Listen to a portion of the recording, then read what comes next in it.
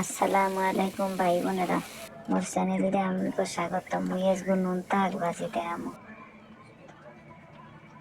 তাই প্রথমে ওই কড়াইতে একটু করু তেল দিলাম, এরপর রোহন দিলাম, এরপর পেঁয়াজ দিলাম, কয়টা কাঁচামরিচ দিলাম, এই অল্প কিছু দিয়ে এরপর একটু ভাজবো। তাই নুন তাক ধুইয়ে আস্তা ধুইয়ে এরপর কুচাইছি, কুচাই এরপরে একটু দিয়ে দিলাম, দিয়ে প্রথমে একটু অল্প একটু দিয়ে এরপর গাড়ি ছাড়াই দিলাম যাতে নিচ দিয়ে পেঁয়াজটা পুড়লে না যায়। এবার সব দিয়ে নুন দিয়ে এরপরে এই ঢাকিয়ে ধুইলাম। এরপর তো ঢাকিয়ে ধুইয়া আবার ধরেন 5-10 মিনিট পর আবার একটু উড়াইলাম, উড়াই দেখলাম না সেদ্ধ হয়ে আইছে, কিন্তু পানি বেরিয়েছে দেখেন না। ওই যে হাঁক ধুইছি না, এই ধুইলে তো হাঁকের মধ্যে পানি ঢোকে, এরপরে এই পানি বেরিয়েছে। এখন এরপরে একটু জাল বাড়াইয়ে দিলাম যাতে পানিটা টানিয়ে যায়।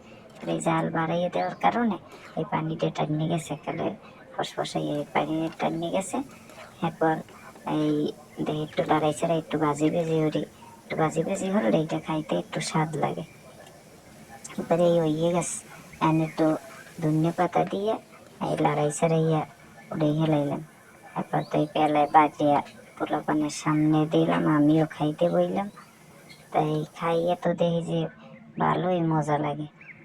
আমিও অনেক দিন পর খাইলাম, গতবার শীতে খাইছি আর এবার শীতে আর এই প্রথমেই খাইলাম। তাই পরে চিন্তা করলাম যে একটু আমার ভাই বোনগুলো একটু শেয়ার করি যে নুনটা খাইতে কেমন লাগে। আমিরা ওই ভিডিওটা বাচ্চা খাইয়ে দেখেন, অনেক স্বাদ লাগে।